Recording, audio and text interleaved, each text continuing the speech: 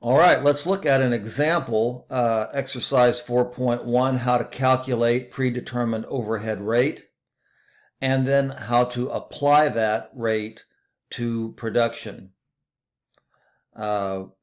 manufacturing overhead. So it says here at the beginning of the year, Argus Company estimated the following costs. And so we look at our estimate for overhead, and that estimate is $360,000. The direct labor cost is actually $720,000 also. There's no dollar sign here, but this is an actual cost. So both of these figures are in financial terms. Okay. It says that Argus uses normal costing and applies overhead on the basis of direct labor cost. And we kind of already should know this. Well, let me back up. They wouldn't have given us the direct labor cost here if that's not what we were going to use. Okay.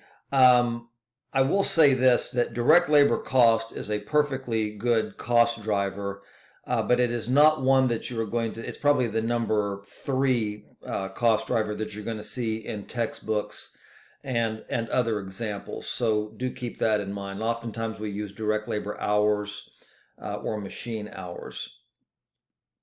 So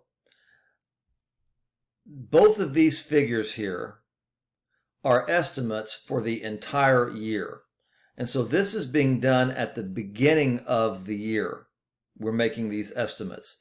We have not incurred any overhead cost. We have not incurred any direct labor cost. These are simply estimates. Okay? So, with that in mind, it says for the month of February, direct labor cost was $56,000. So this $56,000 is actual direct labor cost. And if we remember, in normal costing, we're going to use actual direct material costs, actual direct labor costs, and then applied overhead. So for the month of February, actual direct labor cost was $56,000. So they want us to do 2 things. They want us to calculate the predetermined overhead rate for the year, and then they want to calculate the overhead applied to production in February. When we see this phrase right here, applied to production, we're saying how much are we adding to product cost for the month of February. So the solution is right here. To get our predetermined overhead rate, we take the $360,000 in estimated overhead for the year, and we're going to divide it by the $720,000 in estimated direct labor costs for the year. And we can look at this a couple of different ways. We can say that overhead is going to be applied at a rate of 50 cents for every $1 of direct labor cost, or just 50% of direct labor costs. Either way.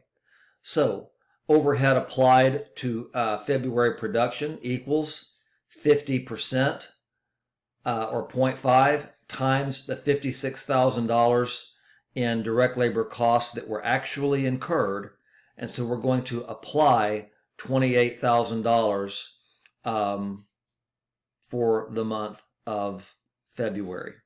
So this $28,000 along with the $56,000 in direct labor plus any direct materials involved are going to be our product costs for the month of February. So, we looked at, in the last video, we talked about the fact that even though we are estimating and we are applying overhead on a monthly basis, we said that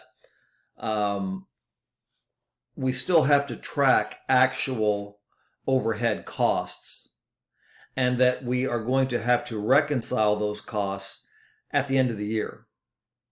So it says, recall that Argus's company's predetermined overhead rate was 50% of direct labor cost. by the end of the year actual data are. Okay, so actual overhead is $375,400. All right, this was actual what we paid. Direct labor cost $750,000. So if we look at these two numbers, we estimated 360 here and we estimated 720 here. Further information says cost of goods sold before adjusting for any overhead variance is $632,000. So what this means is that we used actual materials cost, actual direct labor, and applied overhead to come up with the cost of goods in finished goods, and then so we had so much per unit, and then we sold so many units, and based upon that formula, our unadjusted cost of goods sold is $632,000. Required says calculate the overhead variance for the year, and it's not much, and dispose of the overhead variance by adjusting cost of goods sold. Okay? So we have actual overhead $375,400. This is pretty easy to get because this is just what the actual amount of overhead costs were for the year. Applied overhead $375,000. And we can look right up here and see where they got that. Overhead applied for the year is 50% of direct labor costs, which is $750,000 or $375,000. So we applied $375,000, should have been $375,400. So we would say in that case, because the amount that was applied is less than the actual overhead, that the overhead variance is under applied overhead in the amount of $400. So if we take a look at our unadjusted cost of goods sold, it was $632,000, but that was based upon applied overhead of $375,000.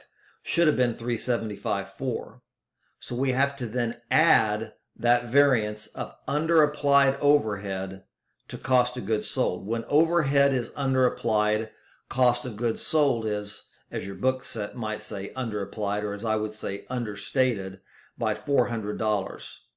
So our adjusted cost of goods sold is $632,400. And this is a wonderful example. If this was an actual company, they would they would deserve a lot of credit for being able to come up with this rate of 50 cents per direct labor hour. Because even though direct labor ended up being $30,000 more than they expected, perhaps due to overtime, something like that, the actual overhead went up right along with it, and to only be off by $400 is outstanding. So again, because the variance is immaterial, and it is, if we look at the numbers here, $400 is what we're off by, divided by 375, I'll just use 375, not even 1%, okay? So that's pretty good. Not even anywhere close to 1%, actually. Okay, so let's see, I think that's all we have. It is. So we'll stop this video and get another one started right away.